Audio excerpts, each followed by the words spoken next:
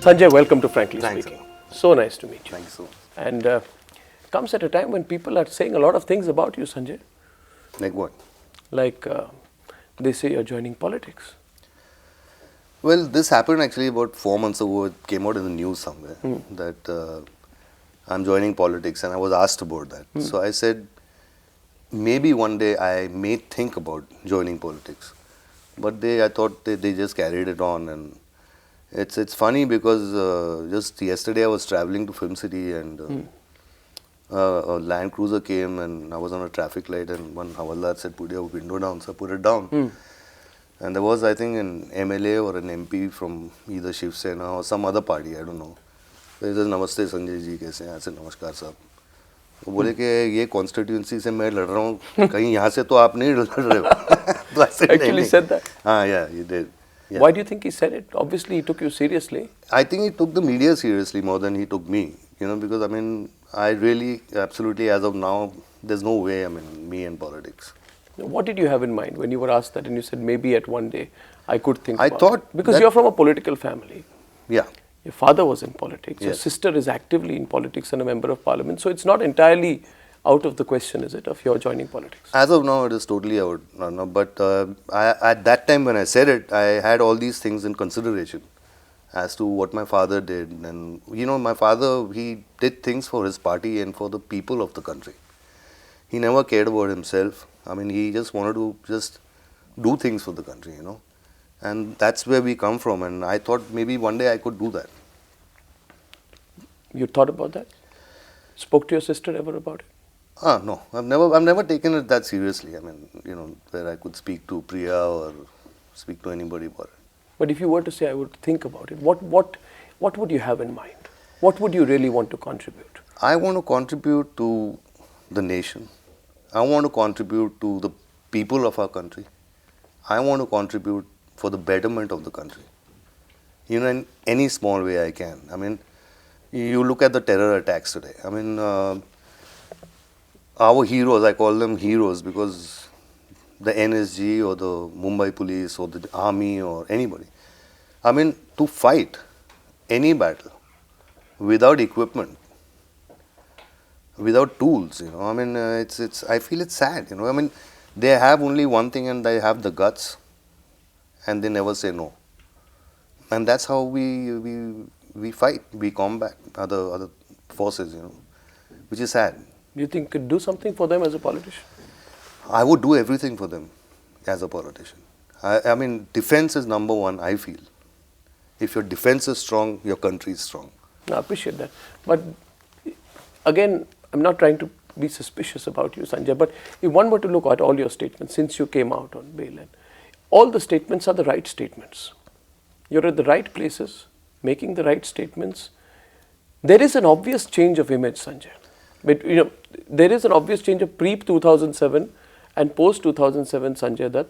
There is a change of image, not just a change of look with your new look, but it's obvious with the beard and everything else. A more mature sounding, perhaps a more settled down, politically correct image. Am I wrong about that, Sanjay? See, Has something happened?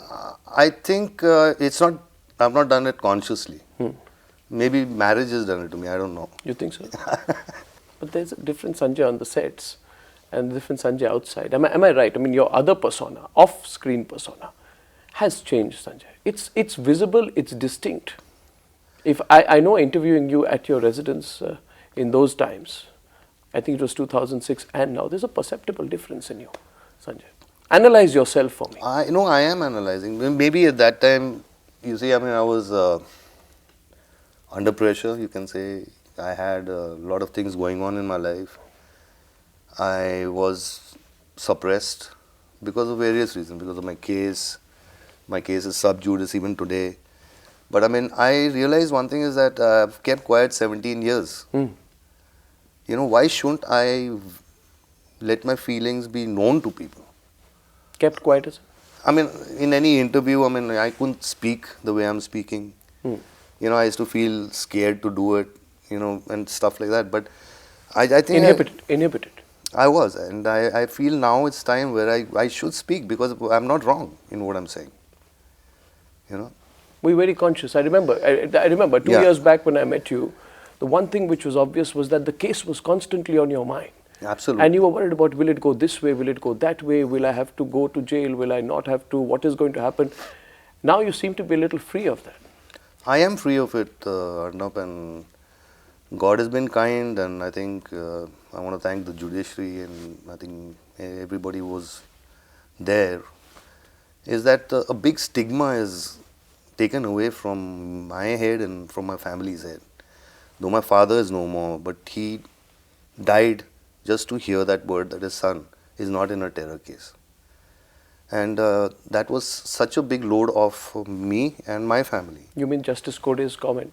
Yes, That and to be, for me to be that he- removed from the terror case and being put in the Arms Act, you know, it was a huge burden of us. You know, and It wasn't about going to jail, it was about being called a terrorist. absolutely, even going to jail, but it's a difference. You see, going to jail, I mean, in an Arms Act case, and to go to jail being in a terror case, you know. And I'm not a terrorist. You know, I'm not. You had sleepless nights at that time. I had terrible nights. I couldn't sleep. I just used to think, and But you're carrying on your career even then.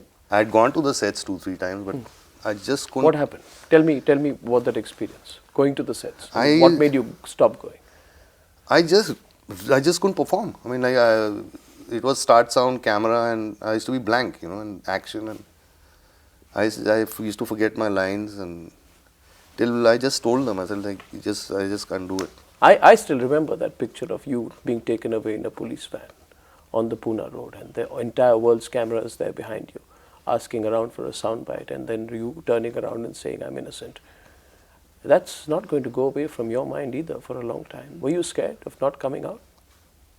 Arnab, to be honest with you, when I was taken in custody, see, the whole procedure is very demeaning to any person who's a right person, who comes, you know, from a good family, a good background, and, you know, anybody maybe, you know, I'm not talking.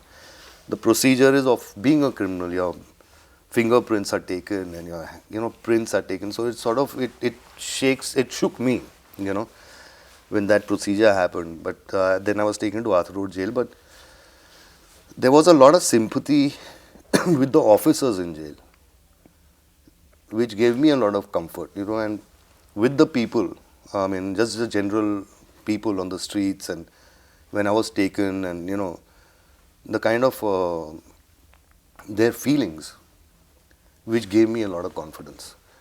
It gave me a lot of strength. I mean, when I reached Pune at 11:30 in the night, there were a lot of people standing outside the jail, and they were shouting Munna Bhai and all. Was it because you were a star, or was it because they felt you were right?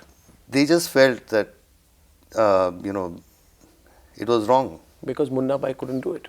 Because Munna Bhai maybe couldn't do it. But as I said, I mean, initially, I must tell you, Sanjay, at that time, these are two images that even I found hard to reconcile. Munna Bhai, you know, the headline was Munna Bhai goes to jail. Do you think, Sanjay, that Munna Bhai image worked in your favor in terms of public perception? Because it was such a lovable character, and around the time all of this was going on, you know, you were not Sanjay Dutt, you were Munna Bhai. yes, You get my point? absolutely. So when Munna Bhai goes to jail, it is seen to be something that's unfair to Munna Bhai. If they said Sanjay Dutt goes to jail, it gets a different impression.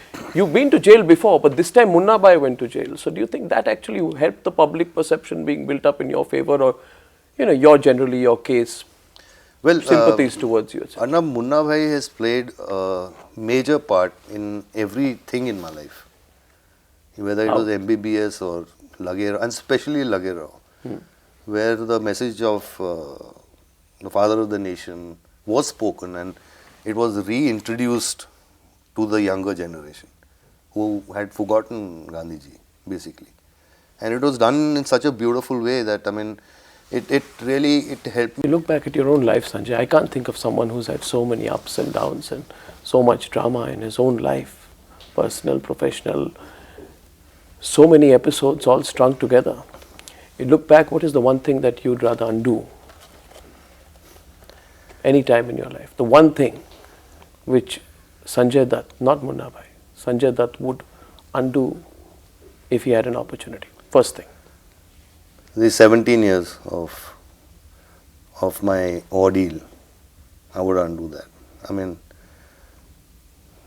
there are a lot of things. My mother, I would undo that. My father, I would undo that. But I can go on. But you're right. I mean, it's a series of I could say sadness which is there, which has been connected to me in my life.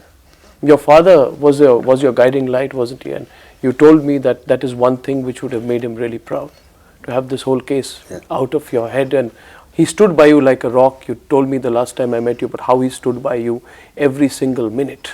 What would he like? What turn would he like your life to take now, if you think he was around now, beyond being a film star? I feel he was already very proud of me.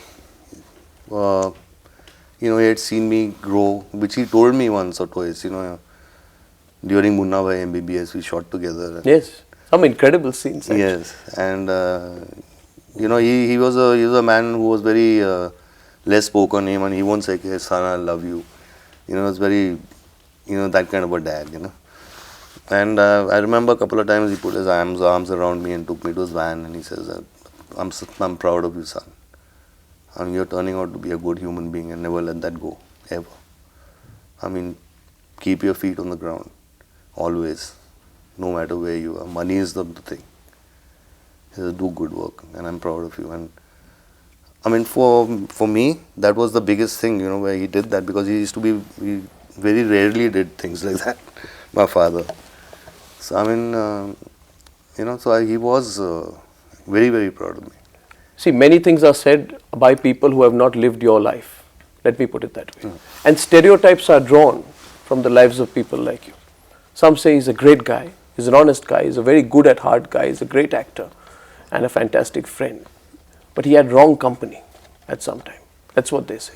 Would you agree with that, Sanjay? That's what I'm asking. Don't talk about the case, but would you agree with that?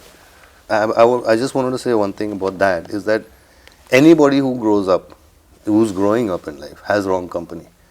You go to a bar and you start drinking with 10 friends, that is wrong company. You go to Goa and you start smoking a chillum, that is wrong company. So every kid who is growing up has some kind of wrong company around him. And I was a kid at that time. I was growing up like a normal child. The only thing was I was Nargis and Sunil Dutt's son. So I was looked at. That was absolutely. Yeah, but I think everybody grows up, and if those phases go away and people start working and they start maturing. So I think that was my process, like any young kid's process would be. Life has also taken you through much more. Absolutely, it has, and it's been a crazy journey, from drugs to cancer to jail terms, and it's been tough, and God has been kind. What was the toughest moment of getting out of drugs? And really, what is the one person who inspired you to? There must have been one moment. It's like when you quit smoking. Yes. There's always a moment when you quit smoking, and there's a person, sometimes, very often in fact, who makes you quit smoking. In your case, who was it with drugs? The person was me, and what happened was that I come home one day, and I was doing my usual drugs and everything like that, and I went to sleep, and I woke up. It was early in the morning, and I was hungry, so I came out, and it was about 6. So I asked the old servant. He was an very old servant, and I asked him, I said, "Chacha, thoda kuch." And he hugged me, he started crying, I said, "But what happened?" He's saying, "Your parents, your dad has gone mad trying to wake you up for the last 2 days. There have been doctors here and this and that." I said, "What are you talking?" He says, "You went to sleep 2 days ago." I looked at myself in the mirror, and I just felt, I'll die or something like that. And I woke up my father and I said, "I want to get out of it. You help me." So I was taken to a drug rehab in the US. I feel I'm a lucky person that he could afford to do that. Yeah. And I came back after 2.5 years. But it's the funny part is that the peddler was right there, outside my door. Waiting. Okay, before I wrap this up, I must say, you've come out through a lot. I mean, it's incredible. We can carry on this chat forever. But my last quick question to you is, and I'm really happy to see you talk, and I know a lot of people who know you as Sanjay Dutt, not just Munna Bhai, will be happy on this show to see you talking, even if it's taken you 17 years to come out and talk uninhibitedly. Last question. What is the only, do you have any addictions left in your life? Any addictions of any kind? Not drugs, but any other things you're addicted to now, which you'd like to shake off? Smoking. Smoking? Yeah. Just have to get rid of that. I know it's tough, but I will do it. Okay. Manita is not forcing you to do it. It's so tough. She's tried a lot, but right. I have to do it somehow or the other. Well, Sanjay, for your honesty and for talking about your life and for being frank on Frankly Speaking, thank you. Thank you so much. I really enjoyed talking. Thank you.